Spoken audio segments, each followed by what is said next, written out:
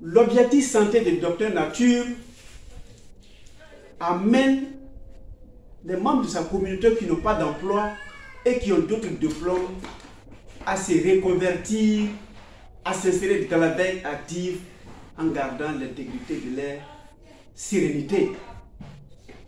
Quand nous avions fait les vidéos sur les spirulines, il y a un enseignant qui enseigne dans un village qui a bien regardé et qui a voulu s'insérer dans la vie active.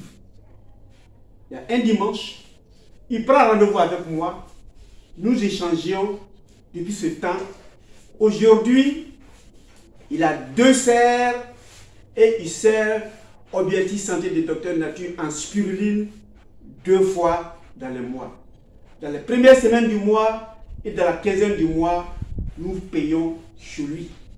Nous sommes devenus des clients de ce monsieur qui est enseignant au départ, qui est membre du communauté Objectif Santé de Docteur Nature, qui à côté de son métier d'instituteur, nous vend des spirulines. Si vous voyez sur nos postes, toutes les spirulines en poudre ou en granulé, c'est livré par ce monsieur. J'en étais fier parce qu'il a pris son salaire, il a fait un business qui crée des spirulines et là-bas il a 5 personnes à qui il a créé de l'emploi. Donc doublement, on a été satisfait.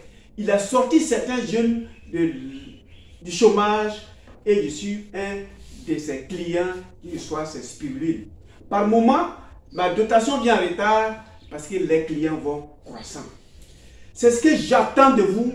Aujourd'hui même, vous serez des producteurs de l'ail si vous voulez bien et vous sortirez de ce chômage.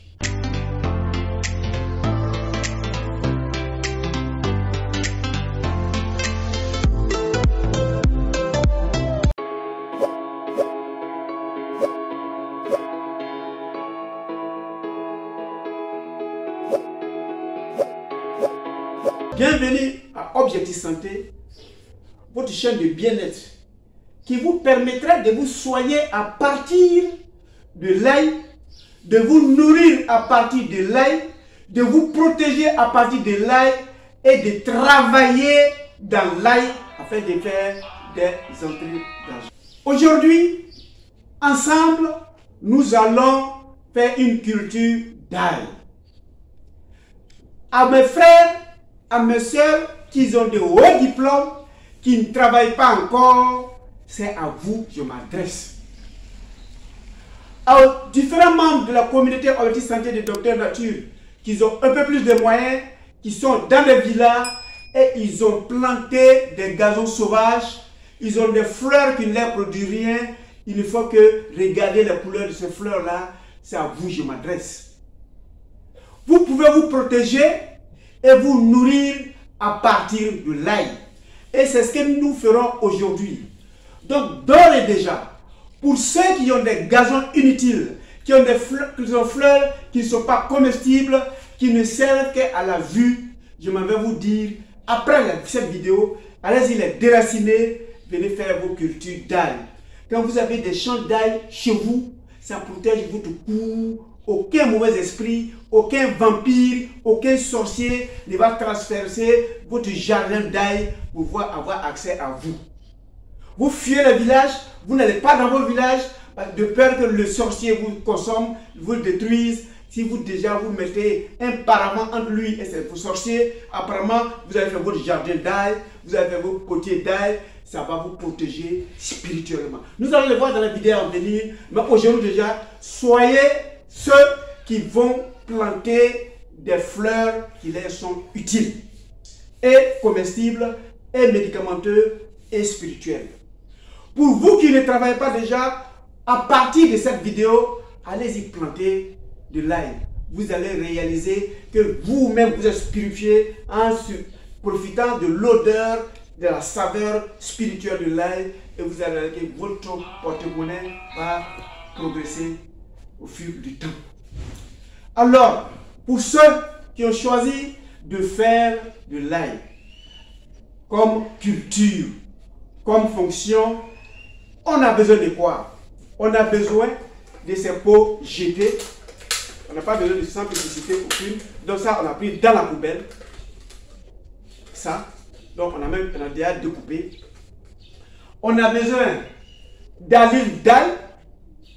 On a besoin, ça c'est un seau que nous avons coupé en deux pour ceux qui n'ont pas de moyens. Pour ceux qui ont un peu plus de mains, vous pouvez acheter ces pots. Ceux qui ont aussi une terre, vous pouvez aller directement dans la terre sans vous emmerder à trouver ces pots. Et on a besoin du terreau, du sable qui va nous permettre de planter notre ail. Voilà les éléments dont vous avez besoin. Quand nous allons finir la vidéo, vous les retrouvez et vous êtes déjà devenu celui qui fait la culture d'ail. Il y a deux méthodes de cultiver l'ail. Je peux prendre la gousse d'ail. Voilà comment elle se présente. Celle-ci va sortir la tige. Celle-ci va sortir la racine. Je vais, voilà mon arrosoir. Je vais arroser. Et puis je vais planter. Voilà. Je mets au moins quelques 5 cm. Et puis je mets mon ail dedans. Et puis je ferme. Si je veux planter le second, je m'arrange à mettre une distance d'au moins 10 cm entre les deux. Parce que plus c'est serré, moins vos gousses d'ail vont grossir. Et donc je mesure 10 cm. Donc dans ce pot-là, on ne peut mettre que deux. Le premier sera ici. On met 10 cm entre les deux. Et puis le second, voilà, je mets le trou. Et puis j'ai planté. C'est la même. Et je ferme. Et j'arrose 2 fois par semaine. C'est une méthode la plus facile que vous pouvez déjà faire dans vos terres en enlevant ces gazons inutiles que vous regardez, où les reptiles, les scorpions grossissent en bas et les serpents vont mordre vos enfants. Vous pouvez mettre l'ail qui donne même l'odeur, repousse toute la négativité, même physique. Si vous avez choisi ma méthode, parce que vous pouvez faire planter comme ça, l'ail peut ne pas pousser. Parce que l'ail commercial, généralement, on les traite pour ne pas que ça pousse, sinon ils vont faire des pertes. Donc ça, par exemple, pour faire l'émission, je suis allé payer l'ail dans le supermarché. Et celui qui va aller payer l'ail dans le supermarché, et il ne va pas chez celui qui fait la culture d'ail, il a beaucoup plus de chances de trouver des ailes qui ne vont pas pousser, parce que ça a été traité ainsi. Donc j'ai mis, il y a 2 ou 3 jours, je ne me suis pas dit tôt, ça c'est vrai, mais je vais regarder par exemple celui-là.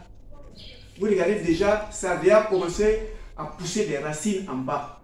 Ça veut dire que lui il est bon, donc vous avez quelques 2 ou 3 jours, si je continue, ça va commencer à pousser des tiges en haut. Donc je vais sortir celui-là de son eau, et voilà les racines qui ont commencé à apparaître. Donc merci, on a eu la chance, ces tailles-là sont vivants. Et c'est à 3 jours que j'ai mis, c'est le 3e jour aujourd'hui, lui il a commencé à pousser, donc on sent déjà que dans 5 ou 6 jours, les tiges vont commencer à sortir. Ça, on a eu la chance. Mais je vais regarder, vous allez trouver qu'il y en a par exemple qui n'ont pas poussé. Je vais regarder celui-là. Bon, lui par exemple, il n'a rien donné. Ce taille-là, le produit qu'on a pris pour traiter, pour ne pas que ça pousse dans les grandes surfaces, on a déjà pris avec celui-là. Donc ça ne peut rien produire. Alors que si j'avais planté directement, je venais 10 jours après, les ailes n'auront pas poussé parce que les gousses que j'ai mis sont déjà traitées, ne sont pas trop vivants.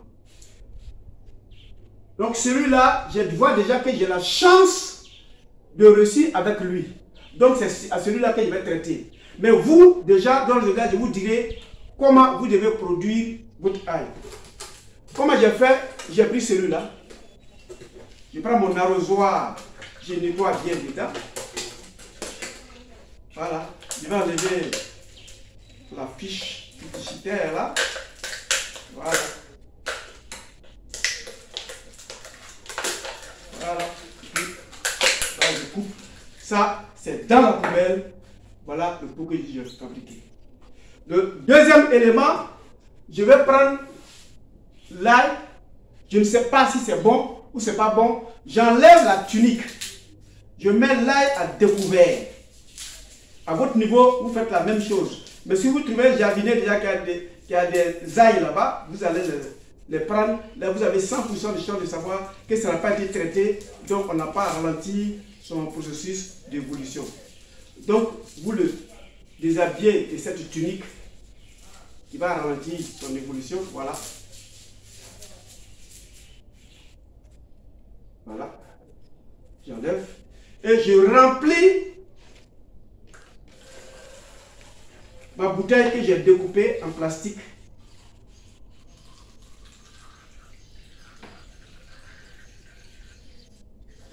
Voilà. Après avoir rempli, je vais déposer là et là dessus.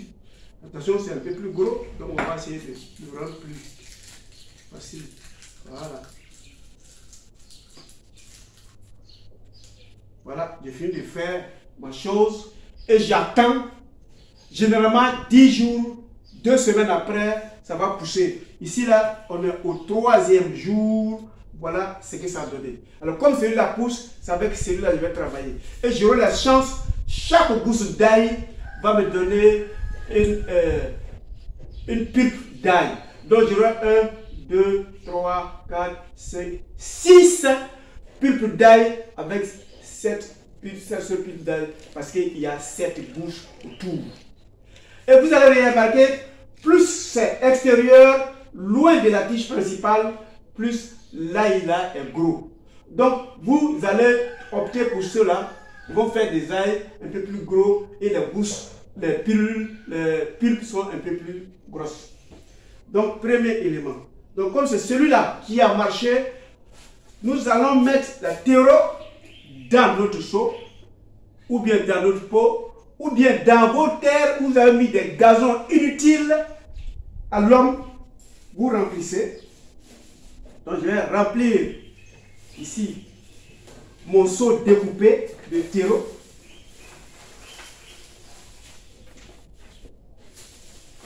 Voilà, j'ai rempli mon seau découpé de terreau. Maintenant, pour planter, il faut tenir compte de la distance d'au moins 10 cm entre 2 gousses d'ail ou bien cailleux que vous voulez piquer. Voilà.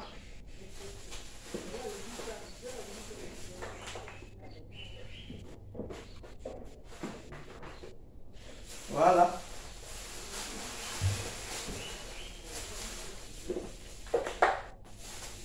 Ça, c'est le terreau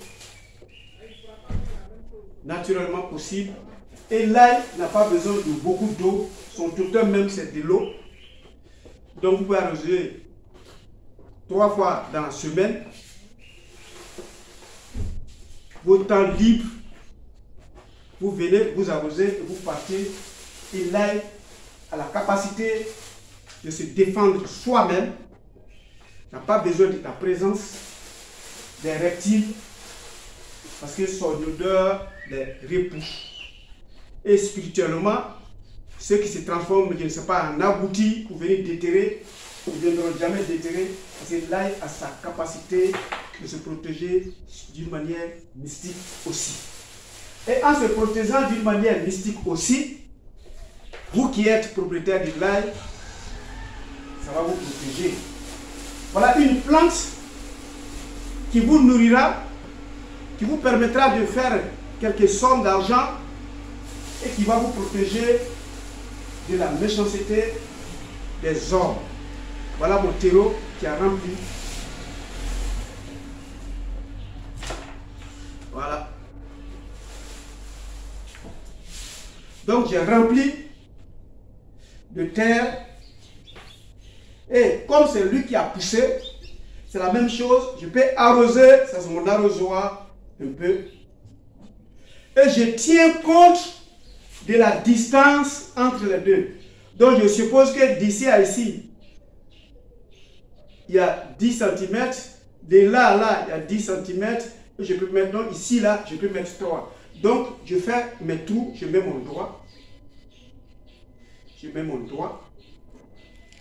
Et je vais détacher l'ail, la gousse, en faisant attention à la racine. Voilà, lui là, il est en train de pousser. Voilà la racine, c'est ici va sortir la tige et les fleurs.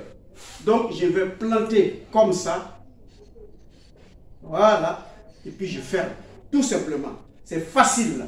Voilà, je regarde, les racines sont sorties. Je fais attention à la racine. Surtout, je ne laisse pas la racine. Voilà. Attention. Dans celui-là, voilà sa racine. Je mets 2. Et je ferme, tout simplement. Troisième, voilà la racine. Ça, voilà la racine, voilà la tige. Voilà, je ferme. C'est la même chose. Voilà la racine, voilà la tige. Voilà, ça c'est la tige. La racine, il ne voit pas de racine ici. Donc je fais attention. Sans racine, il n'y aura pas de plante. Voilà. Je prends celui-là. Voilà la racine. La tige va sortir ici. Et je ferme. Voilà, tout simplement. Et j'arrose. Tout simplement. On laisse le temps à l'ail de pousser. Et retenez que quel que soit le lieu où vous allez planter l'ail, l'ail a ses vertus spirituelles de protection naturellement. Mais au lieu de mettre la maison au milieu et de mettre des jardins autour, et les feux que vous mettez ne vous protègent en rien, ce n'est pas comestible, ce n'est pas médicinal, ce n'est pas commerciable, et tu es au milieu de par ton égoïsme au milieu là, et puis un jour, le mal viendra te prendre au milieu de tes fleurs inutiles, sauvages, et puis tu es dans ton problème que tu vas gicler. Si tu appuies évidemment, sinon ça va te trimballer dans une maladie à ne pas s'en finir. Et ce genre de maladie mythique et mystique de sorcellerie va vous tuer d'abord avant que vous ne mouriez. Vous détruire votre vie. Voilà une protection naturelle. Tout de suite là, allez déterrer ces plantes, ces fleurs inutiles et allez-y planter là. Mais quand j'ai fini de planter, comment je vais faire pour rentabiliser? Avant de répondre à cela, je demande à ceux qui viennent d'arriver de cliquer sur s'abonner. Ça ne vous coûterait absolument rien. De cliquer sur la cloche pour voir les autres vidéos futures et de mettre la pouce en l'air pour vous montrer, pour me démontrer votre sympathie vis-à-vis de Objectif Santé du Docteur Nature. Vous avez produit l'ail. Comment je peux faire pour bénéficier de cette production? Comme on a au premier élément, je ne peux pas vous parler de la récolte. Déjà, je vais vous donner d'une manière théorique la récolte. Quand vous allez tirer votre ail, vous avez 2 méthodes possibles. La première méthode, vous prenez de l'eau, vous nettoyez les saletés qui sont autour. C'est celui qui a de l'eau. Si vous n'avez pas d'eau à côté, vous enlevez les premières tuniques là. Vous enlevez les premières tuniques et l'ail est à découvert et loin de la saleté de la terre dans laquelle elle a grandi. Le second élément, vous prenez les tiges, vous tissez les tiges de telle sorte que quand celui-là avec sa tige, on tisse, on prend 3 ails comme ça, 3 fleurs comme ça, on tisse, et puis on met un 4e, on tisse, et puis on va faire de telle sorte que on va voir au bout là, les ails là seront placés comme ça, au fur et à mesure. Donc pour sécher, vous ne mettez en contact de rien. Sinon, si vous mettez une partie de l'ail en contact de la terre, cette partie va pourrir. Vous cherchez un arbre, vous cherchez une tige et vous partez mettre là, la tige là-bas. Donc reste suspend à l'air libre comme ça pour sécher. Et ça peut vous prendre 1 an de conservation. Après 1 an, bon, je suppose que ce serait vendu avant 1 an. Mais après 1 an, là que vous n'avez pas vendu, vous les répiquez parce que c'est de l'ail qui est encore vivant, c'est de l'ail qui peut reproduire et va te donner 5-6 fois plus le volume des gousses que vous avez. Donc si vous avez un élément comme ça, si vous comptez le nombre de gousses, vous donnez la quantité de bulbes en fonction de la quantité des gousses. Donc vous allez augmenter votre productivité. Voilà comment vous devez la conserver. Maintenant, l'avantage que vous avez, allez sécher ça dans votre garage, dans votre magasin, dans votre jardin, quelque part, non loin de vous. Parce que tant que l'ail sera là en train de sécher, l'ail a la capacité de repousser les négativités, quelle que soit sa forme.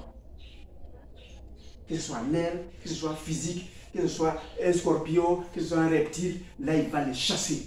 Donc vous êtes déjà protégé contre les reptiles, contre les scorpions, contre les serpents, parce que l'ail lui-même va les chasser.